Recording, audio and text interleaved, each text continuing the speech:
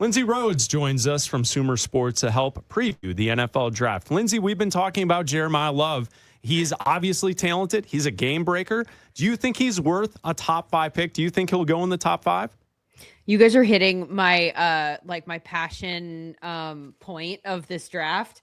And I hate that it is, because I hate being like, I hate campaigning for someone to not be drafted highly, but I caught the tail end of some of the things that you were saying. And I think the short answer is no. I wouldn't take him in the top 5. I don't think it makes sense for the teams that are in the top 5. I don't think that it makes sense for most teams that would be picking in the top 5, because usually you are a bad football team with a ton of needs.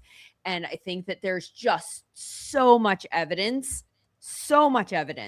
that a very good running back can't tilt your team from losses to wins. Like, just can't do that. Can't do the things that we want a good running back to do for your offense. A good running back can only really truly be maximized to the point where we see their skill come out on a team that is healthy. Environment matters so much for running back that I would continue to build up this environment in a bunch of different ways. If they're wide receiver, I like the addition of, we're talking about Tennessee here, right? For the most part.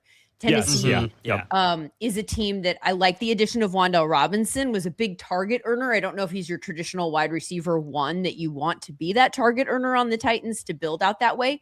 But the passing game has to get better. Protection for Cam. Like, I would start from everything that impacts Cam most directly and his ability to throw the ball. And I know that there will be some people listening that'll go, well, a good running back does that, because then the defense has to account for the talent of the running back. They don't. They just don't. Like, the number one running back in terms of expected points added per rush versus the number one wide receiver in expected points added per reception, per play, it's wildly different. And I know a lot of people listening are probably like, I don't even know what those numbers mean or what EPA even is, but just understand that it's basically an efficiency stat. And so I'm going to pull up here really quick. I don't have the numbers. Well, I'll just do total EPA because that might be easiest. The number one wide receiver in the NFL last year in total EPA. This is like every time, the number of points, essentially, they're roughly estimating he added to the offense that they wouldn't have otherwise had on his plays. 161.29. That's the number one wide receiver. The number one running back in terms of total EPA was 17.7. Jonathan Taylor. 161 or 17. Like, it is such a wide margin of ways. And then you could look at, and I know I'm rambling. I told you hit my sweet spot here. But like the average yards per catch versus the average yards per rush, like, the defenses are getting smarter. They all have analytics departments, and they all understand that, like, if you want to run, I'd love for you to. I would love for you to run all day long. Or we're going to just focus on stopping the pass. And if we can do that successfully, you're screwed.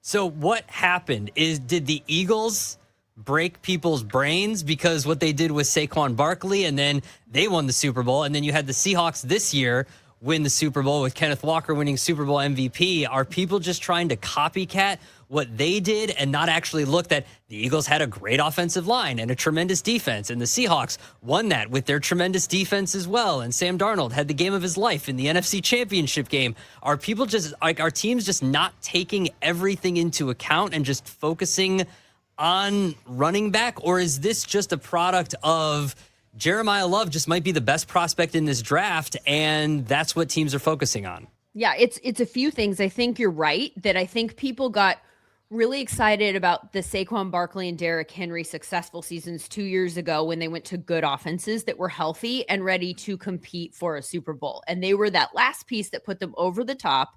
And when they stepped into a healthy environment, we saw the best versions of themselves. And then everybody said, running backs back. Everybody was wrong about running backs not mattering. And I think people like myself were sort of sitting on the sideline saying, no, they're literally proving our point. because you're seeing a different Saquon than you've seen in New York in terms of his numbers. The same was true with Josh Jacobs. Josh Jacobs, his last year in Las Vegas, he literally, there was not a single number, and I parsed it every which way. I was looking for evidence that he was still good. And his last year in Las Vegas, there was no number I could point to that said, he's still good. This is a Raiders problem. There was no way for me to know whether or not he had just fallen off the age cliff and he was done, and then he goes to Green Bay. It's a better offensive environment, and suddenly he looks much better. That is what happens with running backs. Ashton Ginty, from a numbers standpoint, the raw numbers last year were propped up by the fact that they gave him the ball so frequently. But his efficiency numbers weren't great. If anyone had him in fantasy, it's that wasn't what I was looking for, but I can tell you for sure from a tracking data standpoint and all that stuff, Ashton Ginty had a great season in terms of doing what he could with the opportunities that he had and where the defenders were and when they hit him and how many defenders there were that were when we measure all that kind of stuff, Ashton Ginty had a great season. He was in a bad offense. You can't capitalize on the running back until you are a good offense. And I know that puts teams in a tough position because it's what? So we're just going to give all the good running backs to all the good teams? That doesn't seem to make sense, like a Saquon to the Eagles. But to your point about the Seahawks, you know where the Seahawks ranked in rush EPA as a team last year? 29th. They were the 29th worst team in efficiency at running the ball. And they did it anyway. And I think that strategically that was super smart. And that was part of the reason that they went to multi-tight ends was because they wanted the defense to say, at some point, they're we're going to run. And the defense just has to account for that at some point. And then when the defense did account for that, that's when they threw the ball. So they didn't throw the ball that much, but when they did, they were super efficient. They put Sam Darnold in positions where he could succeed. So I think it's a very nuanced conversation. The Jeremiyah Love stuff is because it's a down year of talent in this draft at the premium positions. So that opens the door for, if there isn't a Myles Garrett, and if there isn't Andrew Luck, Joe Burrow, obviously Fernando Mendoza is going number one, but if that's not the type of quarterback class and the wide receivers aren't blowing there's no Calvin Johnson or anything like that, then you start to have these guys that are the different, lower positional value guys that sneak up the conversation. And I think that's why we're having these talks about Jeremiyah Love and Sonny Styles. Right. And they're great conversations. And Lindsay Rhodes joining Bleck Abdalla here on Westwood One Sports from Sumer Sports, hanging out with us, talking about the NFL draft. Yeah, I think that's why it's all fascinating and why we were having the discussion about Jeremiyah Love. And I think we've even talked here in the pre-draft process about Fernando Mendoza, because Mendoza theoretically in a different year may not be the number one guy. But this year, he's the only guy. So he's going number one overall, we expect, to the Raiders. So, Lindsay, when you look at the numbers and you kind of break down what you see from Mendoza and what he accomplished last year at Indiana, the prospect, Mendoza, what do you see from him at the next level? He's such a fascinating prospect because I think he really taps into some of the things that we have a very hard time measuring with regard to quarterback play. For years, it's been, you talk to scouts and there are specific traits that they're looking for. There are measurables. There's I hate to say arm strength because I think people around the NFL understand arm strength is a little bit lower down the totem pole. And if you just have good enough arm strength, that's what you're looking for. But there are certain things that you can get enamored with and you're looking for that you think are going to help project whether or not what we saw in college is going to also succeed in the NFL.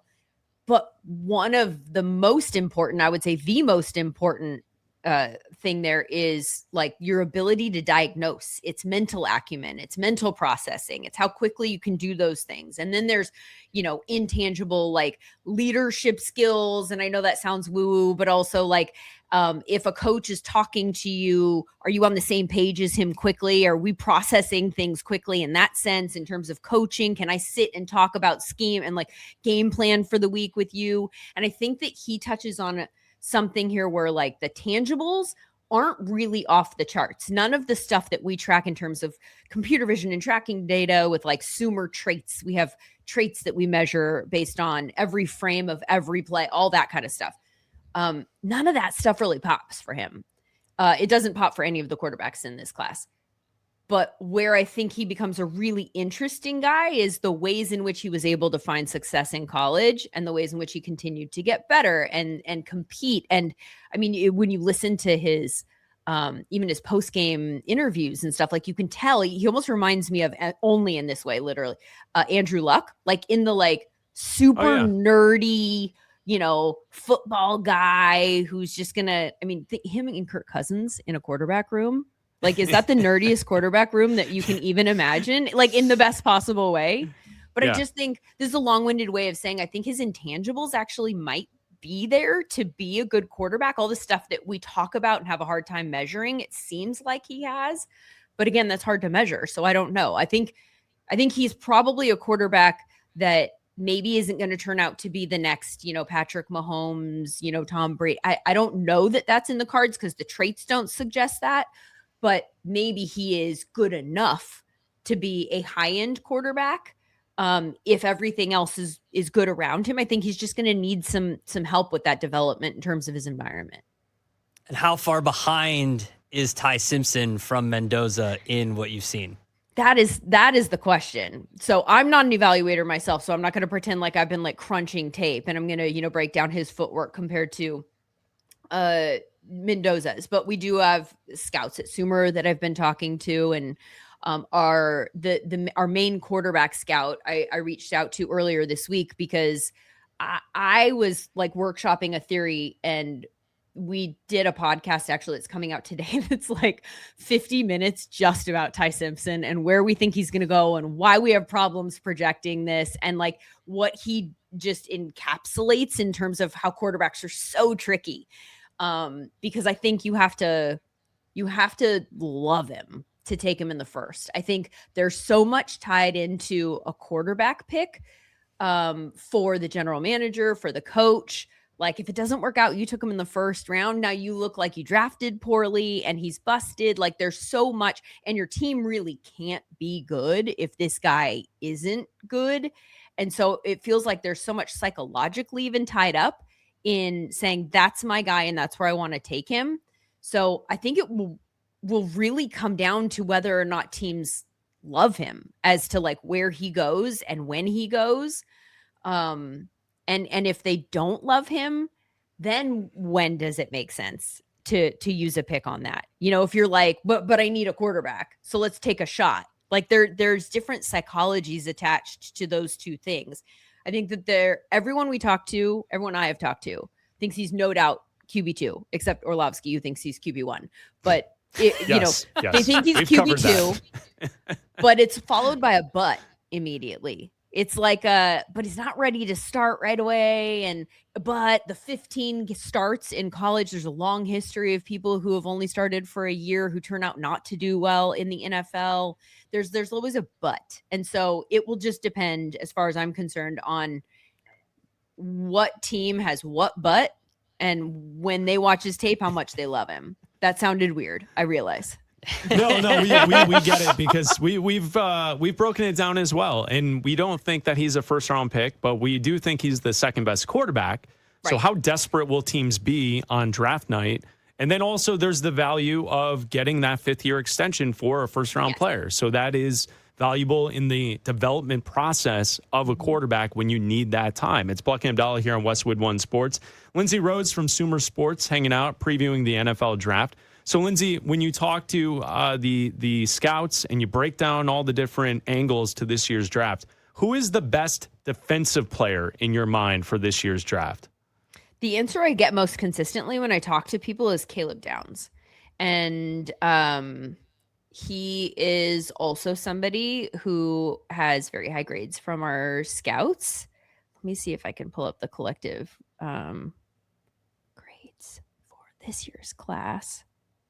Oh, I don't think I'm filtering properly. Caleb Downs you're not the first person that's told us this. I think, didn't Mike Golick Jr. say that to us yesterday? That he thinks Caleb Downs is the best defensive player in this year's draft as well. When I talked to people outside Sumer, when I went to Combine, and what we tend to do there is just talk to different evaluators to get a feel for like the whole class and what they're passionate about. And then what I like to do is I almost like evaluate the evaluators. Like Mm-hmm. I almost think of myself as an aggregator of all of this information with the history of, having worked in this space for a while, what it means, and then just put that through my processor of like, here are the buzzwords I'm hearing. Here's not what I'm not hearing. Raises red flags for me that this is a consistent concern, that kind of stuff. But when I went to Combine, that was a question we asked just about everybody that we could get a hold of. Who's the best player in this class? And the two answers that we got pretty consistently were Jeremiyah Love and Caleb Downs. So I think that there's a strong set. But what's also interesting about Caleb Downs is that, there's a lot of talk about safety right now coming off of last season in terms of trends and trying to be copycats of what worked. And clearly Nicky Manwari was a big piece for the Seahawks down the stretch and kind of one of the things that made that defense sort of click. But I have been told over and over again that Caleb Downs is a very, very good safety. He is not Nicky Manwari. He is not Kyle Hamilton. He is a different kind of good safety. And the ways that the Seahawks were able to use Manwari as like kind of covering a bunch of different positions, Right. that versatile guy who could kind of come down to the line and do a lot of different things that maybe helped account for the multi-tight end sets that we saw. I think that the safeties and tight ends go hand in hand this year in terms of like that trend conversation, but they said he's not that. So understand that if you're just looking to copy the Seahawks defense, it's not like go get Caleb Downs and do it. He's differently talented, which is not a bad thing. It's just a specific, like how you're going to use him sort of thing. Lindsay, what do you have planned on Sumer Sports leading into the draft? What type of content can we find?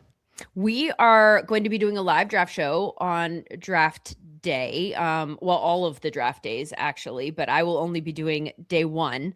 We'll be on with Mike Mayock, who is one of my favorite people that I've ever worked for. He is such an, I know you guys know this, like full OG draft analyst guy.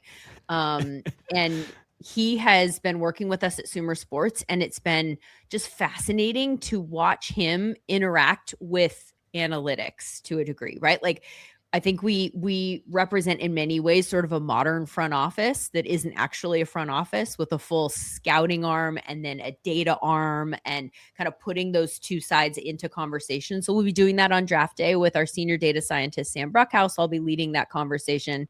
And then also for everybody who is unfamiliar, we have a show that is about the draft called The Evaluation, which you can find on Sumer Sports YouTube page. The last episode, 10th episode, will be coming out tomorrow. And every episode is devoted to a position group, and it has evaluations from legitimate scouts who work for us at Sumer, plus the data conversation, and then a roundtable conversation that's like a bigger picture. How has evaluation changed around this position group? And some of the things that we talked about, like with regards to running back, those kinds of questions and evolutions exist at every position. So you can go find that at Sumer Sports YouTube page. Fantastic. Thank you, Lindsay. We appreciate it. Thanks so much for having me, guys.